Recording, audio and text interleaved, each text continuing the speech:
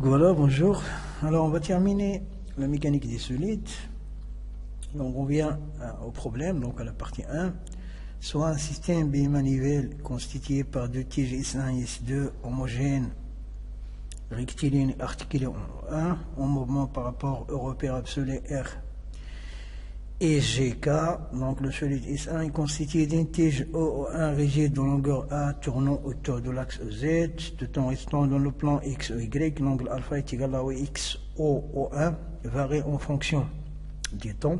Le solide S2 est constitué d'une tige O1 O2 rigide de longueur B dont l'extrémité O2 glisse sans frottement sur l'axe OX, figure 1. On suppose que B est supérieur à A et que bêta est comprise entre Pi sur 2 et P. L'angle bêta est égal à X O2 O1 et est une fonction de temps, donc il varie. D'accord, voilà la figure. Ok.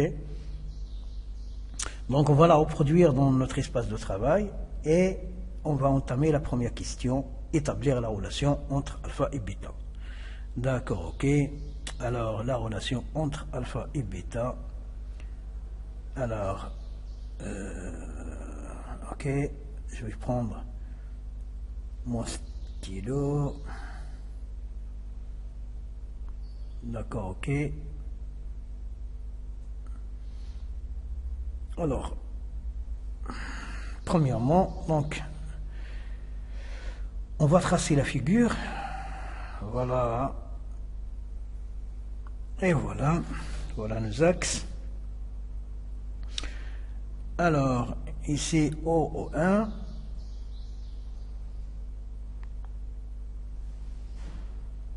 Ok.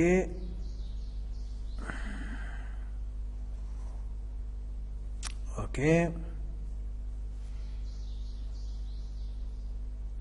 Alors ici c'est O, ici c'est O1, ici c'est O2. Alors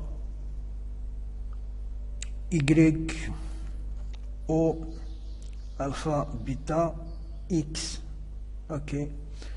Bien. Alors ici c'est Y. D'accord. Ici c'est X. Alors ici c'est l'angle bêta. Alors ici c'est l'angle alpha. Ok. Alors ici c'est le vecteur unitaire I. Le vecteur unitaire G.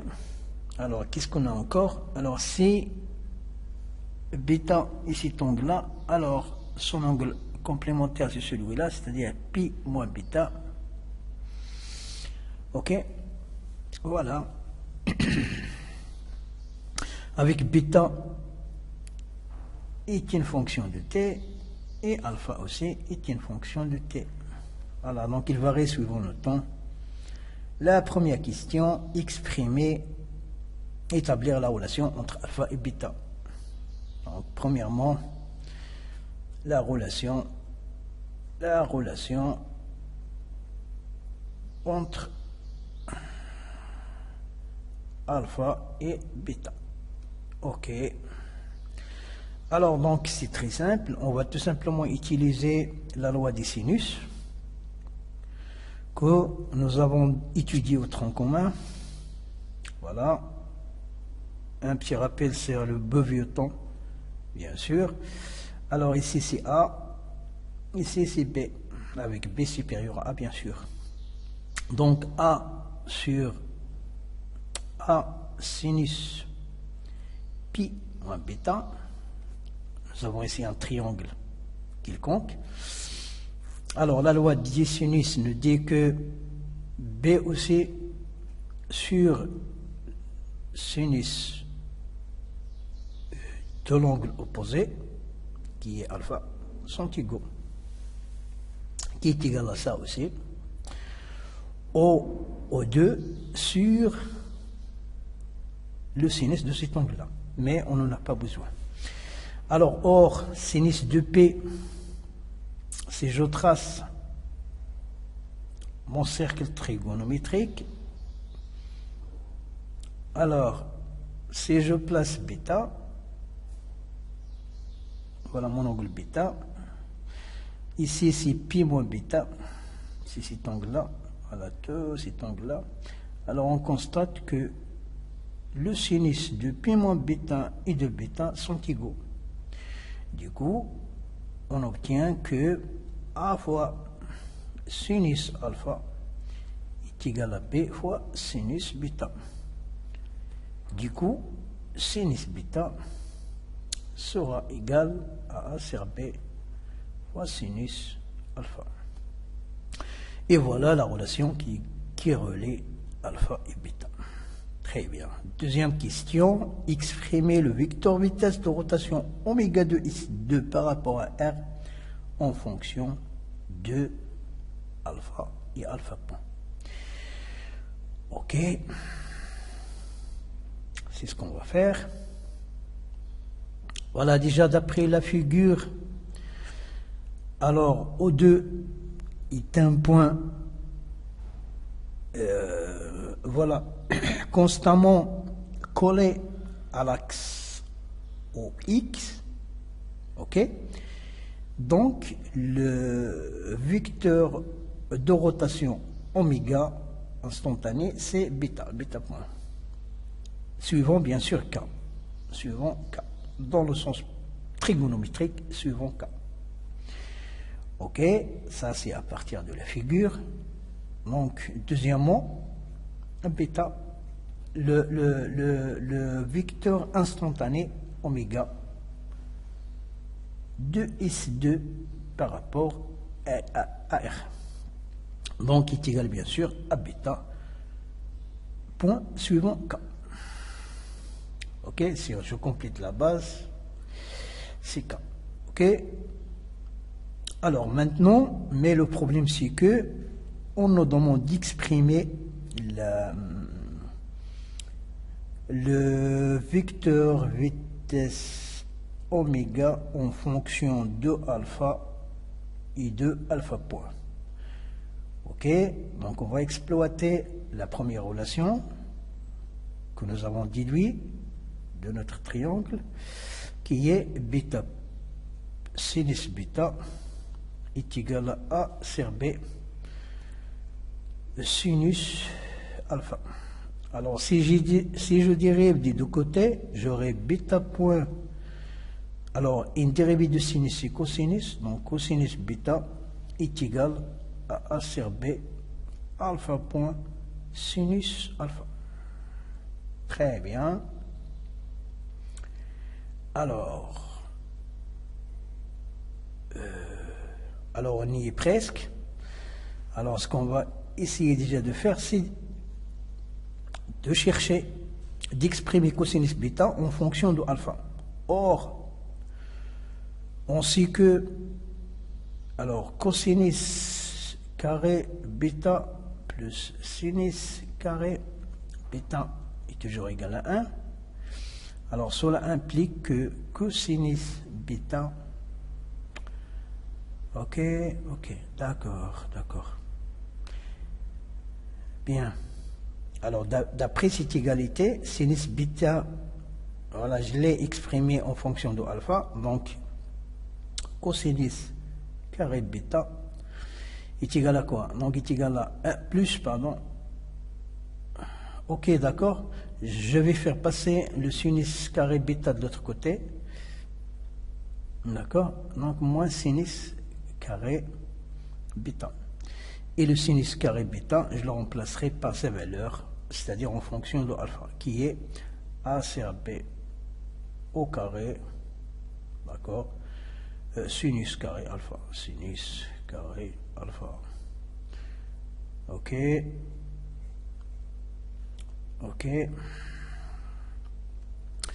Donc il est égal cosinus alpha est égal à plus ou moins racine de 1 moins A sur B au carré sinus carré alpha.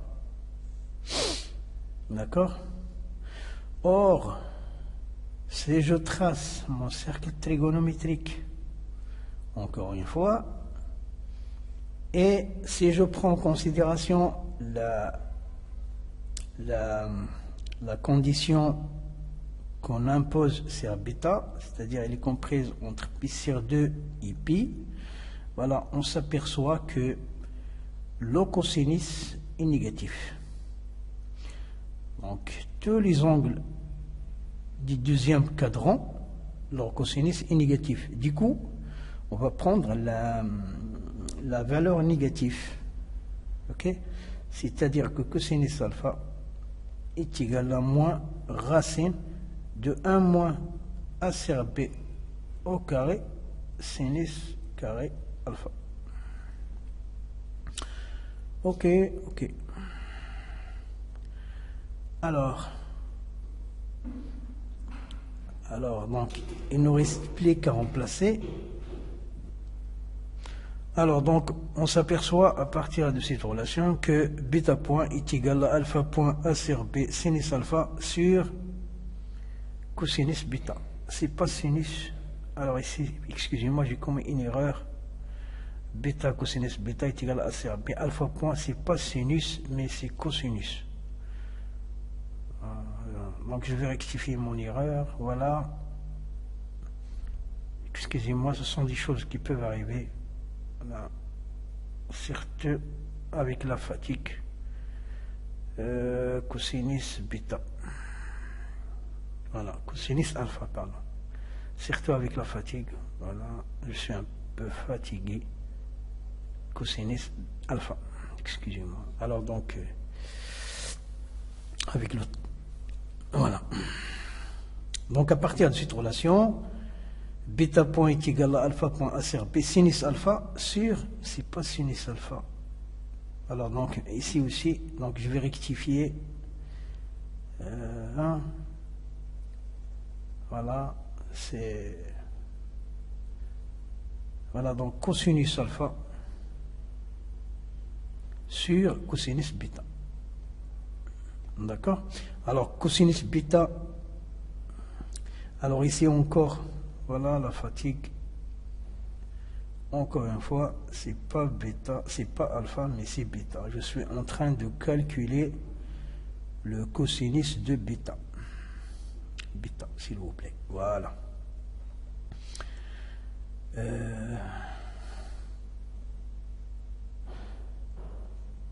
Voilà, et c'est ça le charme un petit peu d'enregistrer en live, c'est que bon, on commet les erreurs et voilà, il faut les rectifier au fur et à mesure. Ok, donc je vais remplacer. Alors donc voilà, alors on va remplacer, pardon, donc on va remplacer cosinus bêta par sa valeur, d'accord. Finalement, alors qu'est-ce qu'on aura? On aura bêta point est égal à alpha point a sur b, d'accord. Alors cosinus de alpha, donc cosinus de alpha divisé par, alors sinus, cosinus de bêta, bon, cosinus de bêta et non pas de alpha, encore une fois, c'est bêta. Ça c'est bêta, d'accord.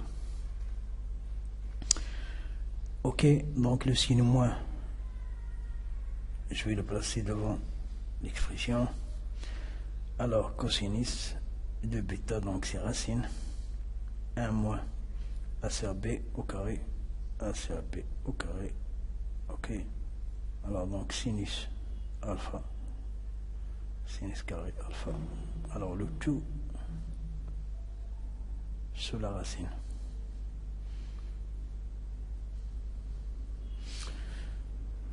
D'accord.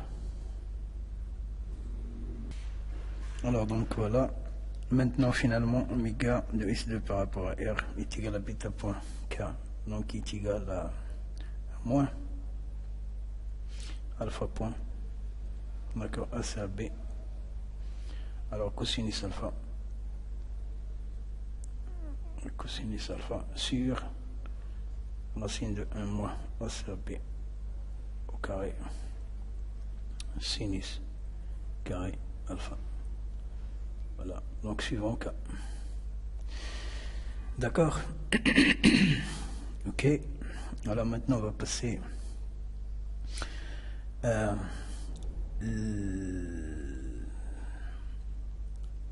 voilà, donc l'expression de bêta en fonction de alpha et alpha point. Voilà, c'est ce qu'on vient, c'est ce qu'on a fait. Alors, troisièmement, déterminer le vecteur vitesse V de O1 par rapport à R. Ok.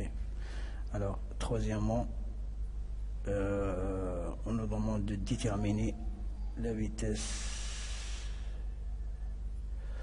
de O1 par rapport à R. D'accord? Alors donc, on va revenir à la figure.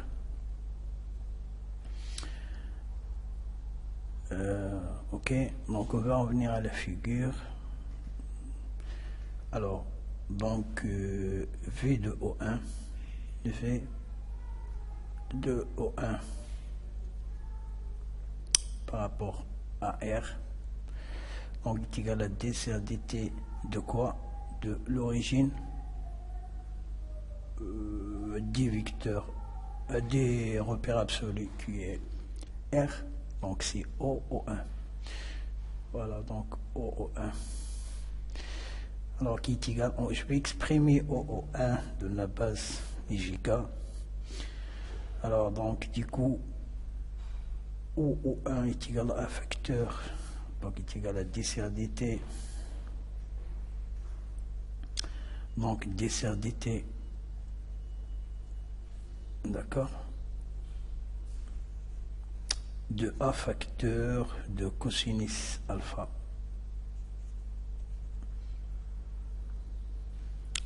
Donc A facteur, voilà, donc est égal à d sur dt de A facteur cosinus alpha i plus sinus alpha g. Alors qui est égal à, c'est une constante, donc je la sors de la dérivée. La dérivée de cosinus, donc c'est moins sinus, donc alpha point, d'accord, sinus alpha i, alors plus alpha point fois a cosinus alpha suivant g. Voilà, très bien. Alors donc voilà la vitesse, donc V de O1, donc par rapport à R. Donc c'est alpha phi point moins sinus alpha i plus cosinus alpha g. Ok. Puis on déduire la vitesse de V O2 par rapport.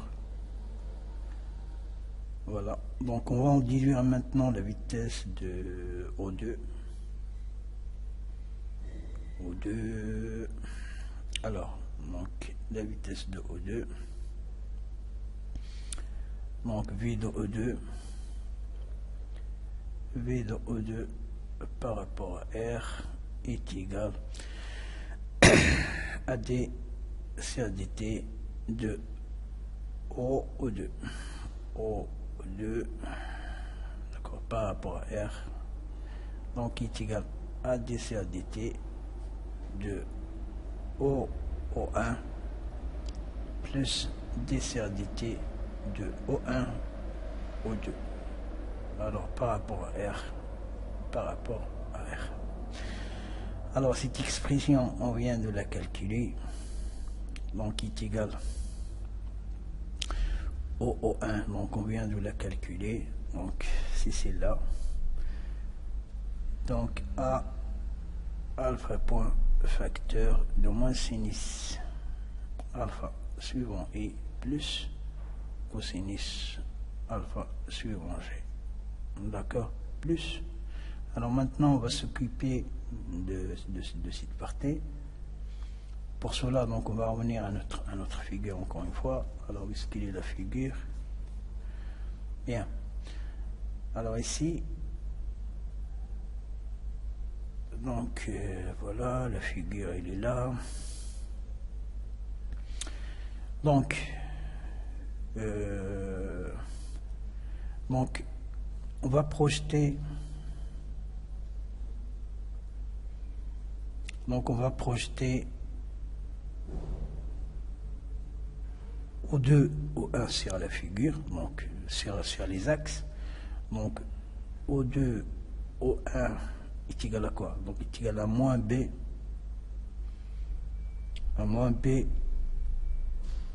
cosinus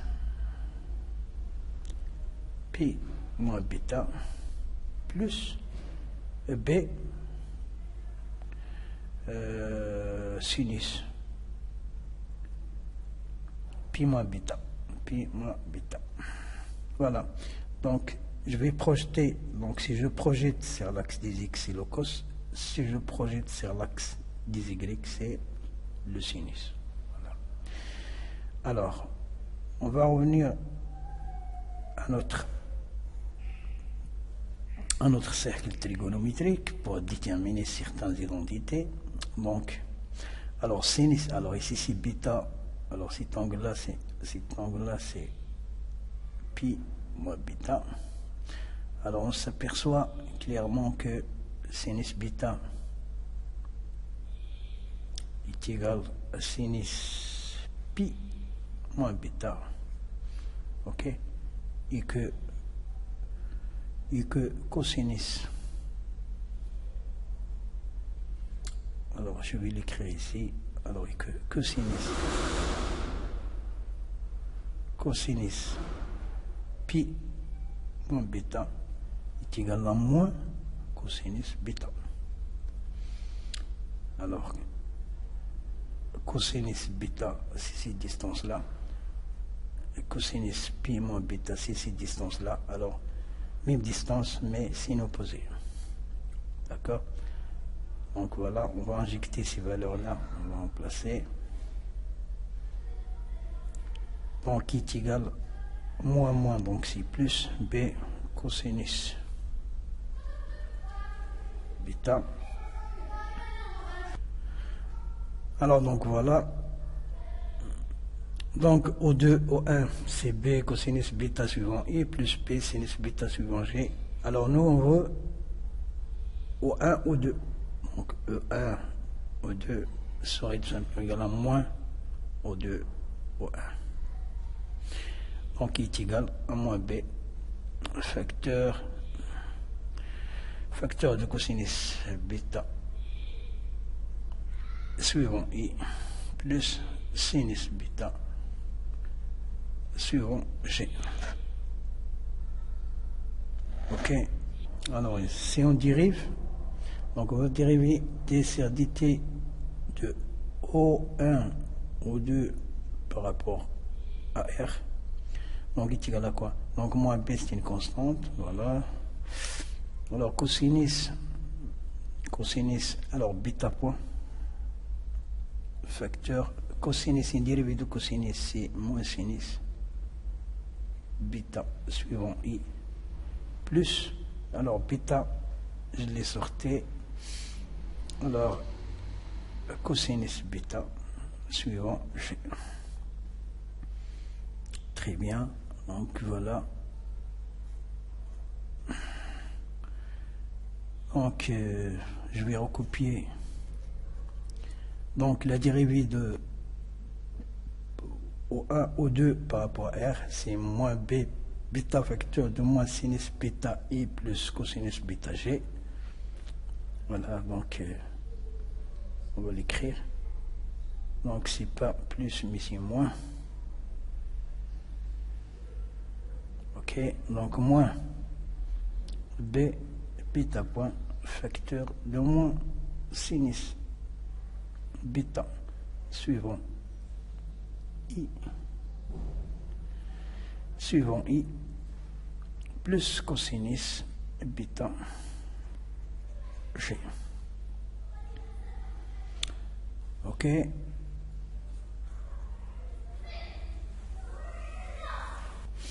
Voilà, donc finalement c'est B, bêta point sinus bêta moins A alpha point sinus alpha suivant I, d'accord, et A plus A alpha point cosinus alpha moins B bêta point cosinus bêta suivant G. Voilà donc la vitesse E2 par rapport.